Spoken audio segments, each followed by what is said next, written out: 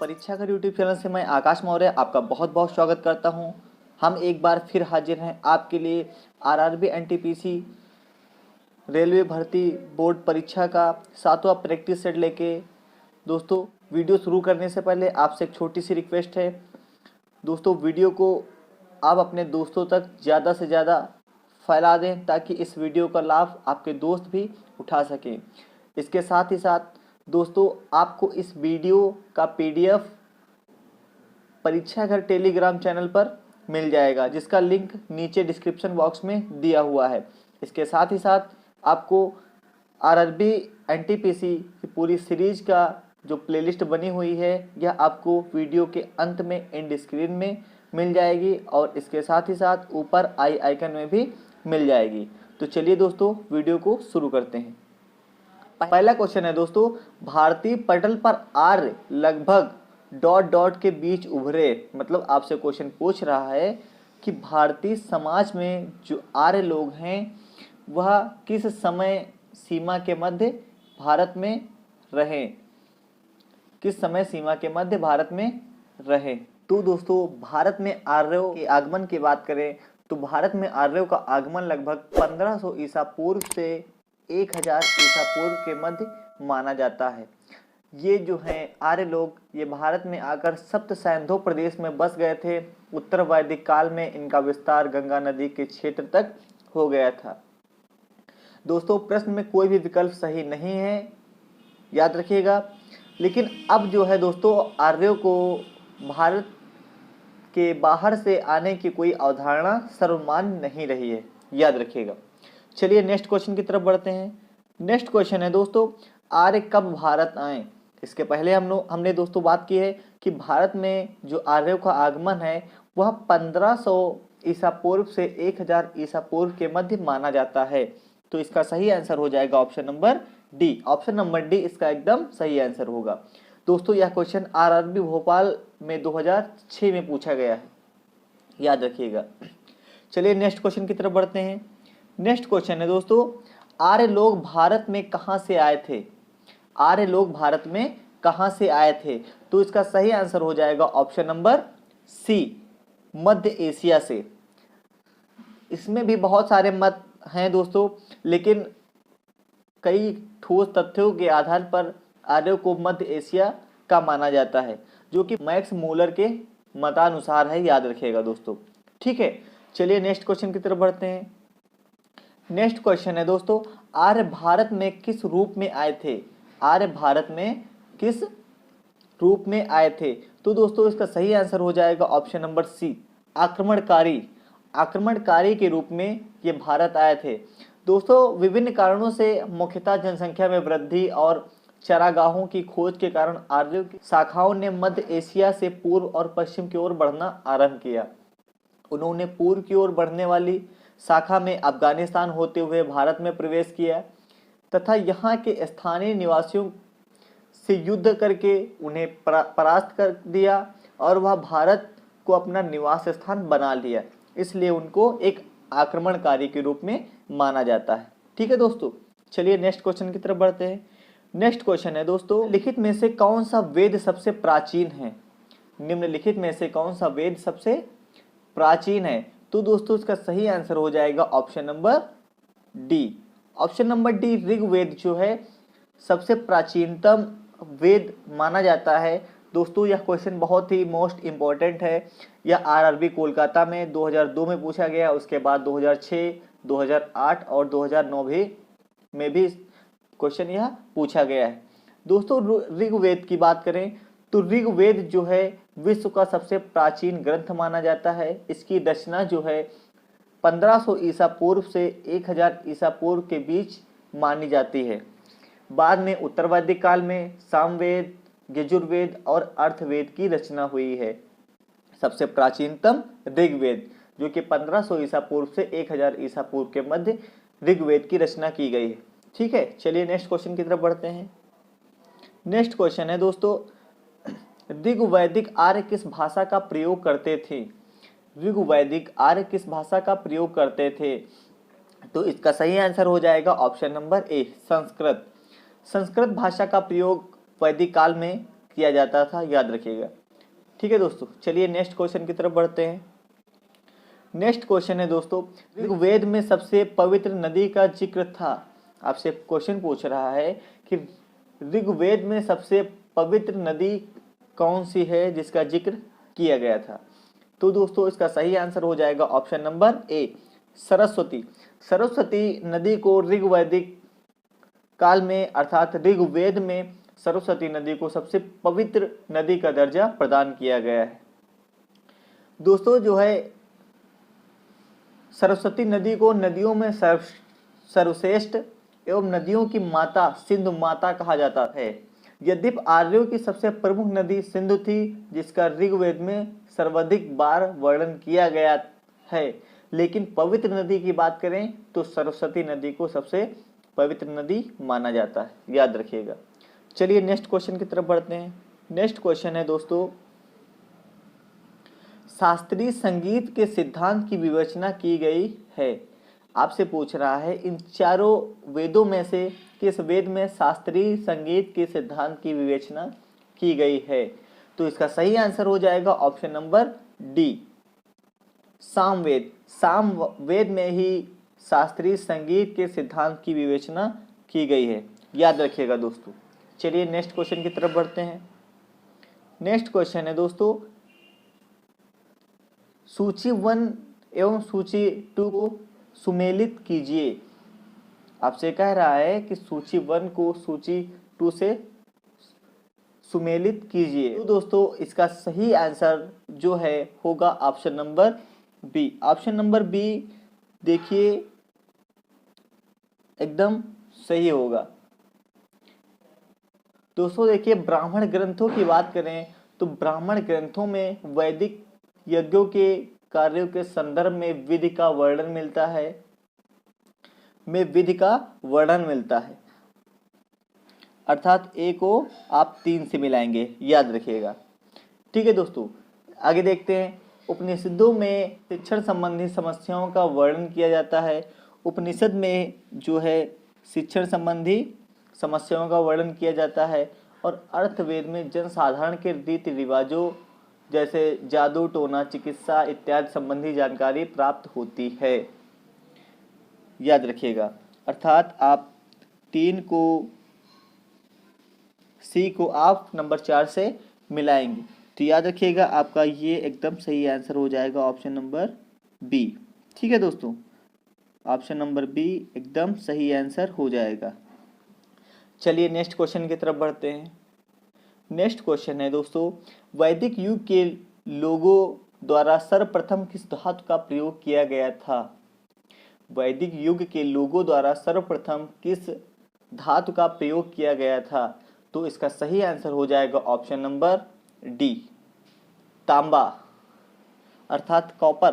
तांबा का प्रयोग सर्वप्रथम वैदिक युग में लोगों के द्वारा किया गया था। ठीक है दोस्तों, चलिए नेक्स्ट क्वेश्चन की तरफ बढ़ते हैं।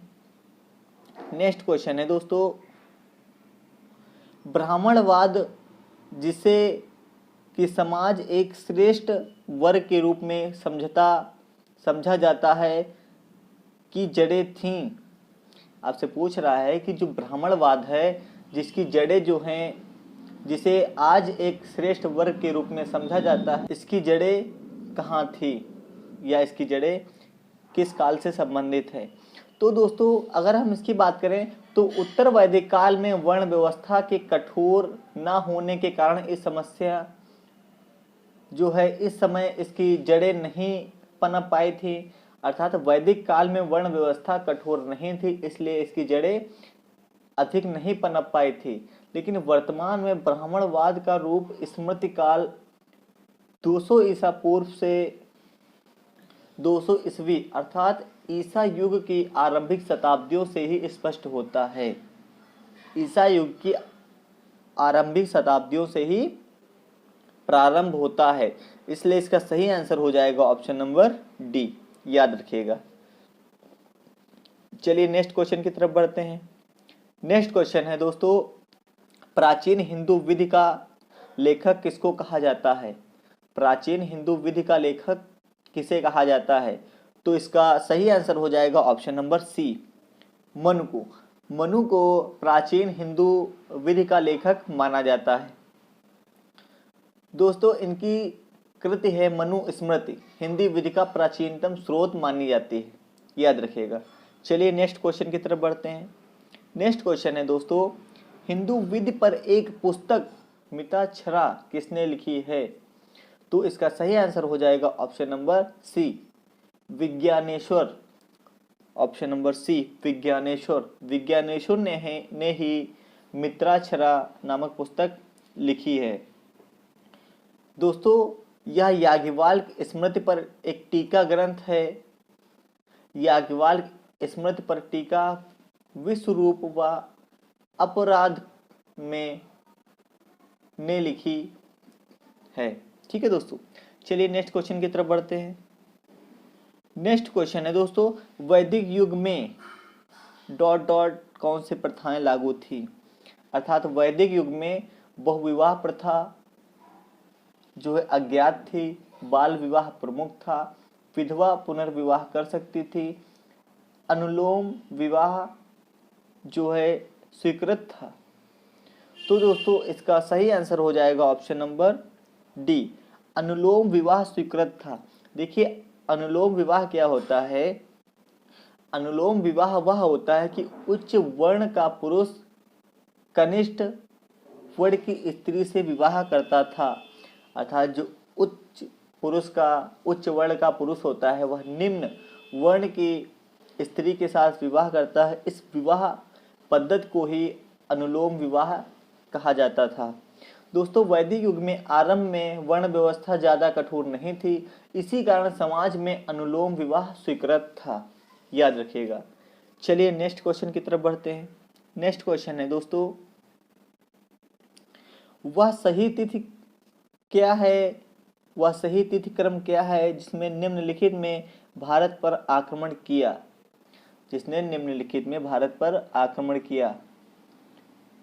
तो दोस्तों आर्यों का जो है अगर देखते हैं, आर्यों का आक्रमण भारत पर जो है 1500 ईसा पूर्व से 1000 ईसा पूर्व के बीच हुआ है।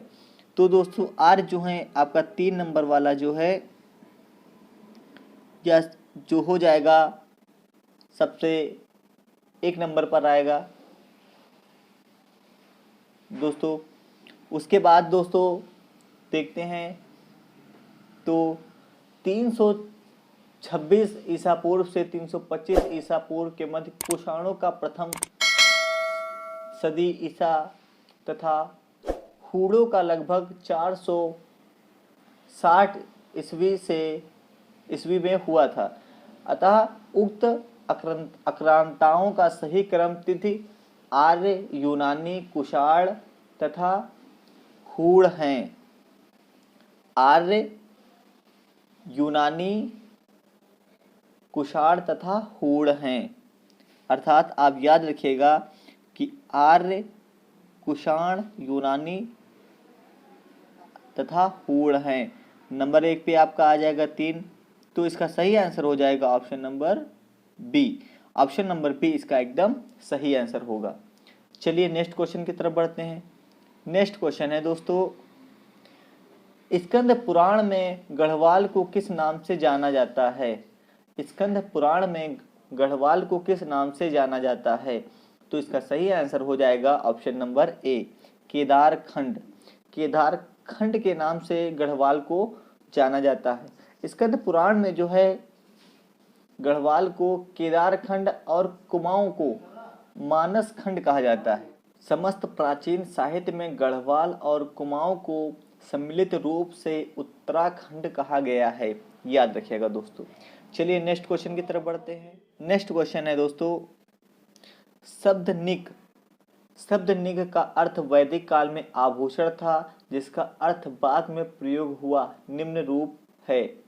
अर्थात आपसे पूछ रहा है कि वैदिक काल में जो है निक शब्द का अर्थ आभूषण था, लेकिन वर्तमान में उसके बाद इसका शब्द निक शब्द का अर्थ क्या हुआ। तो जो है निक शब्द का प्रयोग प्रारंभिक रूप से वैदिक काल में हार जैसे किसी स्वर्ण आभूषण के लिए होता था, लेकिन बाद में इसका प्रयोग सिक्का सिक्के के रूप में इसका प्रयोग किया जाने लगा, याद रखिएगा। चलिए नेक्स्ट क्वेश्चन की तरफ बढ़ते हैं। नेक्स्ट क्वेश्चन है दोस्तों, ऋग्वेद में वर्णित देवताओं में सबसे प्रमुख देवता कौन थे? तो इसका सही आंसर हो जाएगा ऑप्शन नंबर ए, इंद्र। इंद्र को सबसे प्रमुख देवता माना जाता था। चलिए नेक्स्ट क्वेश्चन की तरफ बढ़ते हैं। नेक्स्ट क्वेश्चन है दोस्तों, वैदिक देवता इंद्र ईश्वर थे। वैदिक देवता जो हैं इंद्र ईश्वर थे। तो यह जो हैं वर्षा एवं वज्र के देवता थे।